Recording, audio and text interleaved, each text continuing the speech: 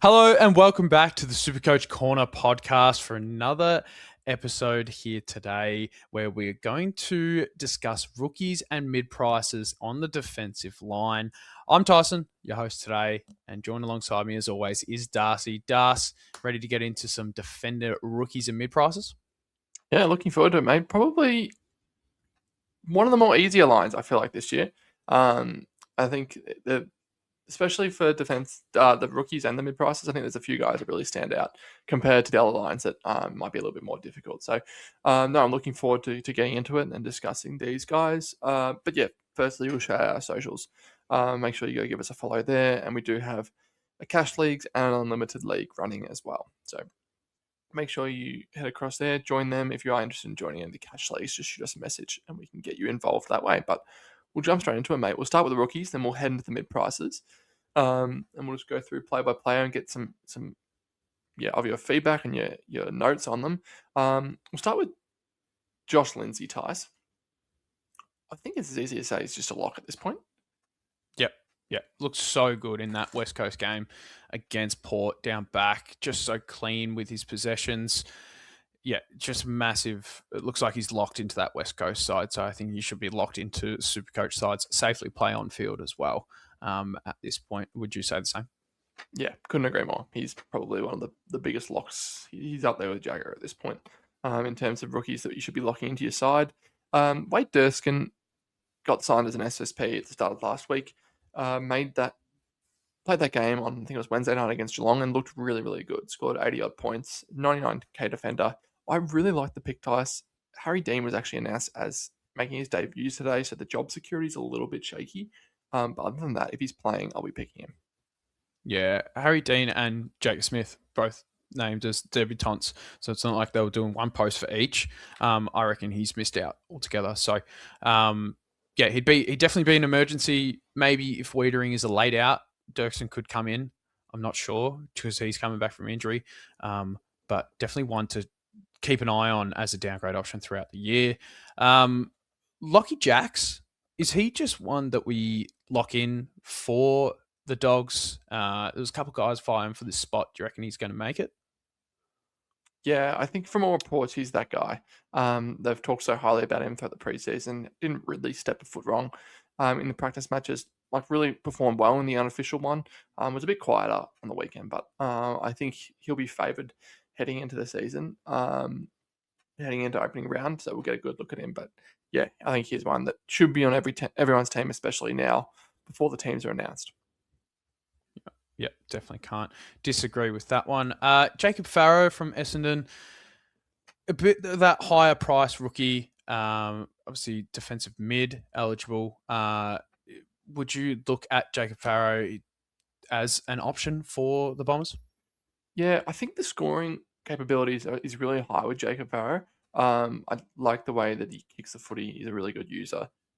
He knows how to find it. It's just, yeah, he's a little bit elevated price and the job security is not great. Like, you need to make sure he's being picked. But I think there's better options, but I just think there is a lot of upside there. I think he could feature hopefully later down the year. But if he does start, I'd definitely be flirting with the idea of him starting my side. Yep. Yeah, can't disagree with that. Yeah, all valid points. What about Josh Gibkiss? One that was heavily discussed and heavily looked at when the preseason, when Team Pickers sort of came out. He was kind of a lock and load, easy on your bench. He did that whole preseason camp with Merritt and Petrarca and all them, and looks as fit as ever. It just is his scoring going to let him down? Everyone sort of picked him for the past few years. Is this not the year that you can back him in? I don't know. What are your thoughts? Yeah, I think it's just the scoring will be the only cloud hanging over his head. I think his job security is great, and his price is good. Like, he's gonna be a warm body, so I don't hate the pick.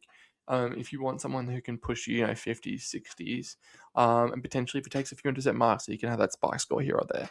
So I like it. Body's obviously a little bit of a question mark as well, but I think there's definitely worse options out there.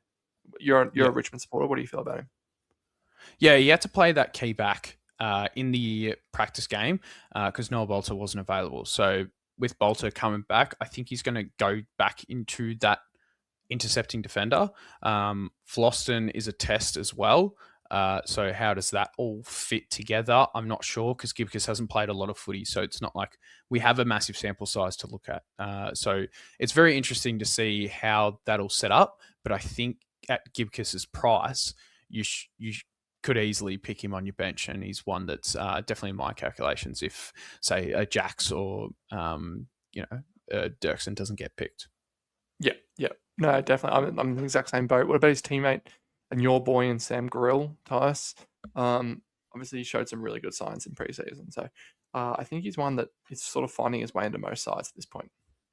Yeah, it looks like he's got that massive dash off halfback. Him and Sam Banks will probably work together.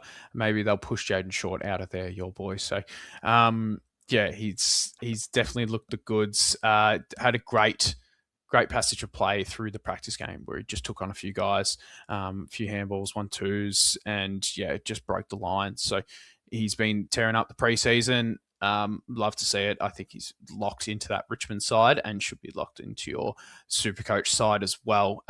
He does come at that elevated price, which is a little bit frustrating, but obviously being a high draft pick, they all do.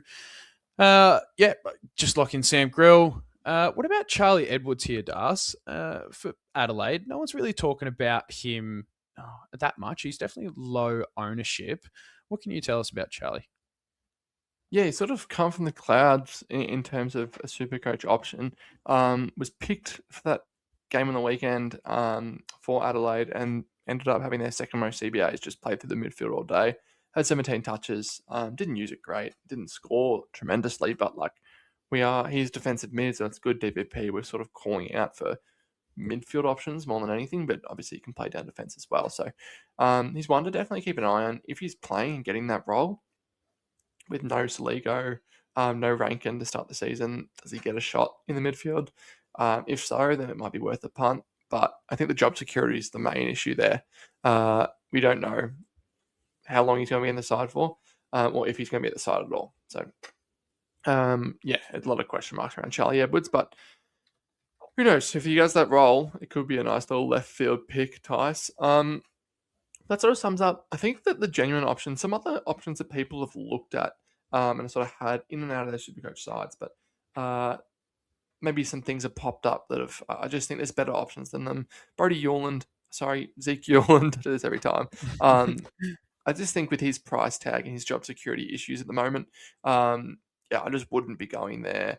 Same can sort of be said for Harry Dean. His price tag is tremendous for, I think, the scoring output that he will give us. I know he's playing this week, which is huge. You'll get a warm body, but I don't think you'll score all that much.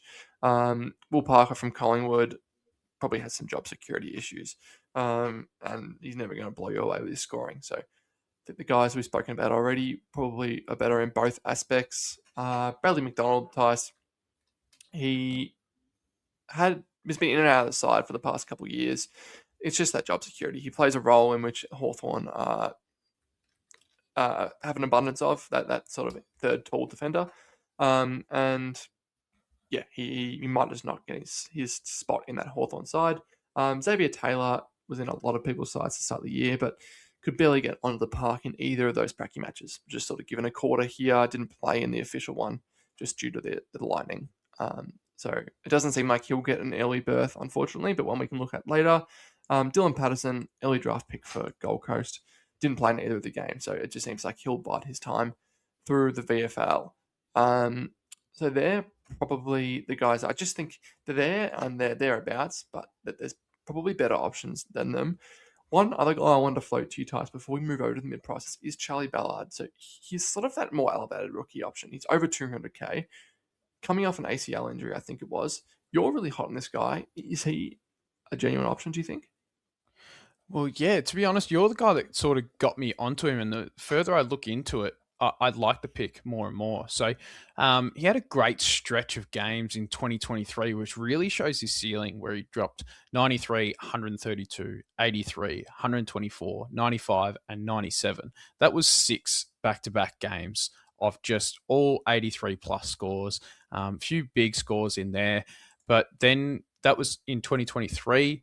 In 2024, he played every game, only produced an average of 63.8, but you don't need much more than that to, get the cash that you want. And he's got the job security. He's a key defender for him. He's definitely going to be locked into that side. And then started last year in round one. He did his ACL. So he should be back for round one this year. See if he gets picked in the opening round. They might even make him bide his time through the VFL for a couple of games just to get his feet back in.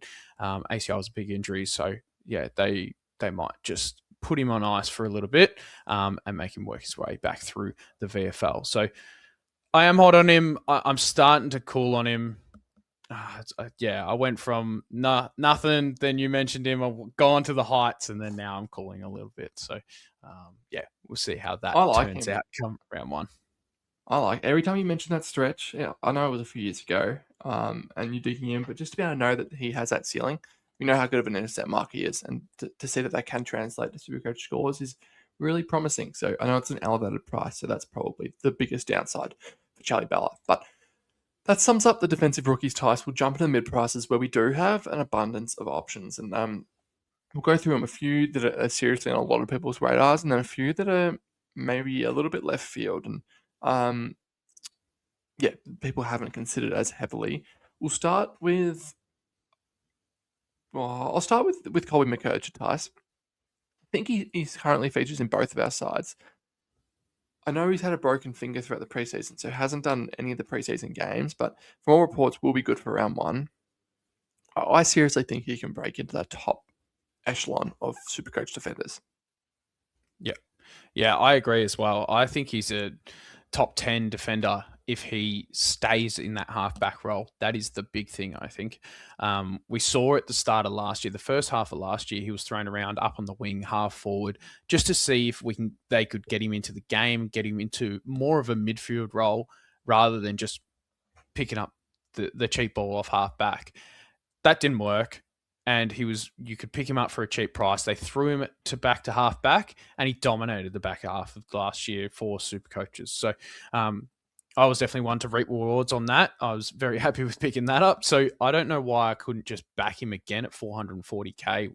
I genuinely see him as a top 10 defender. I just need to know that he's locked as that half back, and it looks that way in preseason. It's just annoying that he's got the broken finger. We haven't seen it in a practice game. So that's the only slight thing that's scaring me off. But the fingers, does he really need it at halfback? He's just getting a cheap ball. He's not going for a big contested mark. So, and he's most disposals are by foot. So I really, really like this pick. Yeah, no, I'm the same, mate. You know what they say? You don't use your fingers taking kickouts, and that's what we like them for. Kick-out merchant. So, no, I love everything you say. I echo. So. I love the Colby Mckercher pick. Keidean Coleman, Tice, has been in and out of my side all preseason. I think the same for a lot of other people's sides. At first, really expecting to go back and bounce back from that ACL injury that he had. Then was moved to half forward. Sort of played well there, but then was moved to half back again. And it seems like that's where he's going to stay at half back. But didn't set the world alight in that practice match across half back. He's obviously fighting with the likes of Darcy Beaumont, Jasper Fletcher, and Dane Zorko back there. So is there enough ball for all of them? Who knows? Is he in your side at the moment? Where do you rank? Where do you sit on Coleman? Yeah, he's still in and out of my side, if I'm being honest. That half forward role, I still didn't hate it. He was really good in the unofficial practice game in that half forward role, and then went to half back in the official practice game, which you're buying the role, not how they perform, just because they get limited game time, all that kind of stuff. But I say that, but he didn't do anything with it in the game. So that's the big red flag for me. I'm just very thankful that I can see it in opening round with Dane Zorko back in the side, because that game had no Zorko, which is another scary factor. So if I see it, and, he pumps out an 80 or something in opening round, playing purely halfback, and that's where he's staying, I think I'm going to pick that. Yeah. I'm warming to it. I think the price is the biggest upside for Coleman. A lot of these guys we're about to speak about, more high 200s or into the 300s, even a couple in the 400s. So to be able to get the upside that he has for low 200 sort of price range, I think is a really good buying. Blakiston, Tice, number one ruck for Essendon, 280k. He was in your team reveal. He looked great again on the weekend. Started the game like a house on fire. I think I'm seriously considering him now. It's sort of hard to pass up a number one ruck for that price. Yeah, the more I look into this pick, the more I am sold on this one. Just due to the fact that he was thrown into the back line last year, not as a backman. He's always played as a ruckman in the waffle for Pure Thunder, or can't remember who he was even playing for. So, but yeah, he was the main ruck, and got picked up by Essendon. They throw him into the back line just because they were lacking the backman, and now he's going back into that ruck line. So I love that. The only caveat I have to this is Nick Bryan's return. The injury list has been revealed, but it's currently TBC for Nick Bryan, which is really frustrating. I was hoping I saw a timeline on that. If I get 4 or 5 weeks out of Blakiston as a number one ruck, and I'm sold on that. Yeah, I'm warming to it more and more every day. So I think you'll more than likely feature in my round one side. I just think the upside's there. The consistency, being number one ruck is always really good. So I love the Blakiston pick, and the new ruck rules seem to suit his style of ruck craft. So I like that one. Dan Houston, Tice, someone that we both kept an eye on pretty heavily in that practice match. It looks like if Josh Dacos does make that move in the midfield, he will be Collingwood's guy off halfback. And we know how SuperCoach relevant he has been in years gone by. Can we take that punt and hope that he gets back to his best? Wait for opening round. Keep him in the back of your mind on opening round when you can see Collingwood play with pretty much their whole midfield. We suspect being back. Outside of that, I'm not looking at him as a classic option. Yeah, I need to see the Dacos into the midfield, so then Houston's the main guy to distribute. Yeah, on the same, and I think a lot of these guys are good options, and Houston is maybe the most expensive out of all of them. So, he does have the upside, and he's done it before, but you'd need to be pretty convinced after opening round. Caleb Windsor is a guy that sort of set the world alight as well in that practice match. 270 odd K, 280 odd K for a defensive guy who's playing as a mainstay inside mid. He used his breakaway speed against Richmond in that just over half a footy that they played. He looks to be really warming to that role, and Melbourne love him in there and seem to be persisting with him there all season. So I like it. I don't think it has the high scoring potential that a lot of people might think it does, but I still think he has the strong ability to make people a fair bit of cash at that price. Yeah, I'm definitely warming to this one after seeing it in the practice game and him being equal most centre bounce attendances for Melbourne in that game. Obviously, limited game time. I like it a lot. I think he's got that upside at that price, but you're probably only picking one out of Blakiston and Windsor, and at the moment I'm more sold on Blakiston. So that's why I'm fading Windsor at this point. But I can't knock anyone for picking Windsor. Yeah, no, I'm the same. Yeah, I like Blakiston a little bit more, but the role definitely has the upside with Windsor as well. So I think he could be a really good pick, but it also might be a little bit of a slow burn. Like he did it against Richmond in a game with terrible conditions. So I don't know if he can get that every week. So wait and see. His teammate in Trent Rivers-Tice is someone who a lot of people started with when Team Picker started, expecting him to take that midfield role. I just don't. At that price, over 400k, I think you want a guy who will be, push that top end of defenders. I just don't see it. Yeah, I don't see it either. I think he'll be a good option. He'll get above 500k. I don't see him being into that top 10 defender at this point. I do prefer him over a few other mid prices, but it's none for me to really jump into. Like a Mckercher was one that we spoke about pretty heavily. I'm more sold on him than Rivers. He does have that number one mid spot with Windsor, but if we're going based on the numbers we saw last week, so yes, the role's there. I'm just not as sold yet. Yeah, I'm the same. What about Miles Bergman, Tice? We didn't get a good look at him in the preseason, which is unfortunate, but rumoured to be going into midfield and sort of headlining that midfield with the likes of Butters and Jason Horne-Francis in there. I was really hot early on. I just cooled off completely. I just needed to see it, and I haven't seen it. Yeah, yeah, that's fair. And I'm still of the opinion that he's going to be the more defensive midfielder to support Butters and maybe Horn Francis, whoever else is going to go through there. So, yes, that can still translate to good scoring. I'm not saying it won't, but I think I'm more sold on Rivers over Bergman just because Rivers is more playing the freer kind of midfield role over Bergman. He could easily just go to a tag and then that sort of kills his scoring, which we saw a little bit last year. Yeah, that's fair enough. I still think he has the ability to score well with the tag, but yeah, it does sort of clip that ceiling a little bit. Finn O'Sullivan, Tice, I think maybe I'm a little bit hotter on him than you are, but it just seems like from all the reports coming out of North Melbourne that he will be that guy. He'll make that transition to midfield this year. They need that.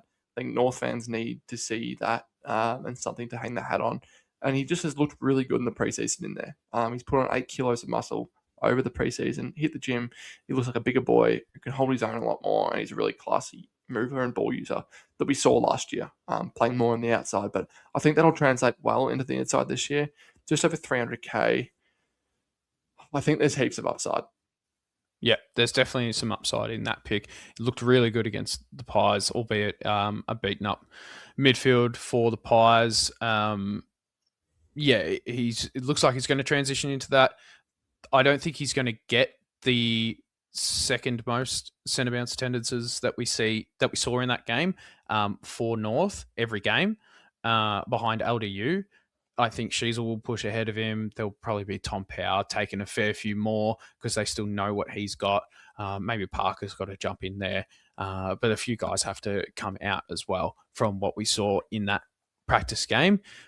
I do see O'Sullivan being around that 40% CBAs, so I can't knock that as the role because he's probably just going to move to halfback and get the cheap ball there as well. So, yeah, I definitely can't knock the role on Foss.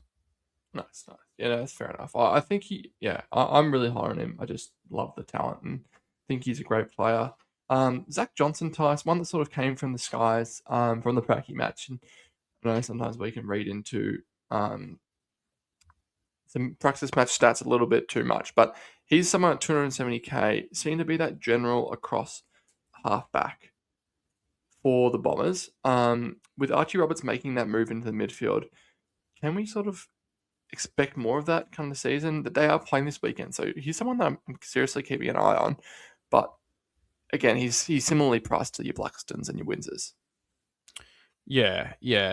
It's annoying that we don't see him this weekend, but like you said, Archie Roberts is moving into that midfield, and if that's going to stay, then Zak Johnson's probably going to, and Ridley being out for a few weeks as well, that does help Zak Johnson's case as being, the general there, the distributor there as well. So I can't knock this pick, but you just have to know that Archie Roberts is going to move into that midfield because with Roberts, McGrath and Johnson in the back line, I don't think the scoring is going to translate too well, we saw Roberts move into that midfield in that practice game. So that's why he scored so well there. What about Archie Roberts himself, though, Das? Yeah, I'm not hot on it. I'd almost rather the halfback. I don't think he'll increase his scoring from last year that much with a move into the midfield. So, I'm not that hot on Archie Roberts. Are you the same? Are you looking at him? Yeah, I'm not at hot either. I'd actually look at him if he was a halfback, like you said. The move into the midfield, yes, he's going to be a good player, but I don't see him taking that game to, a top 10 defender for SuperCoach being his first season move into the midfield. So I think it's an easy pass on that one. A few other guys that we probably see as some better better options elsewhere. Nick Newman, look, he's suspended for a couple of games, because he played in the VFL and did, silly act in the VFL. That clearly means that he needs to bide his time through the VFL. Now that he's suspended, he's got to come back through the VFL again. They've got Ollie Florent down there. I don't see him coming back anytime soon, so it's an easy fade on that one. Chankworth Giath, you were very hot on him early in the preseason with Jake Bowie being down. Have you cooled on him now? Yeah, I've called on him. I just think he's not going to be the main guy that I was sort of expecting. And his ball use will just sort of hamper his SuperCoach scoring a little bit. So, unfortunately, I've called on him. I just think a lot of the guys we've spoken about just before is better options than him. Lawson Humphries sort of excited a lot of people with his performance in the State of Origin and in the preseason matches. He's at just under 400k. I do like it. I think there's some upside there, but you'd be really hoping for a big breakout. And I just think at that price, I'd be rather picking, your Windsors, your Blakistons, Keidean Colemans, even Zak Johnson's.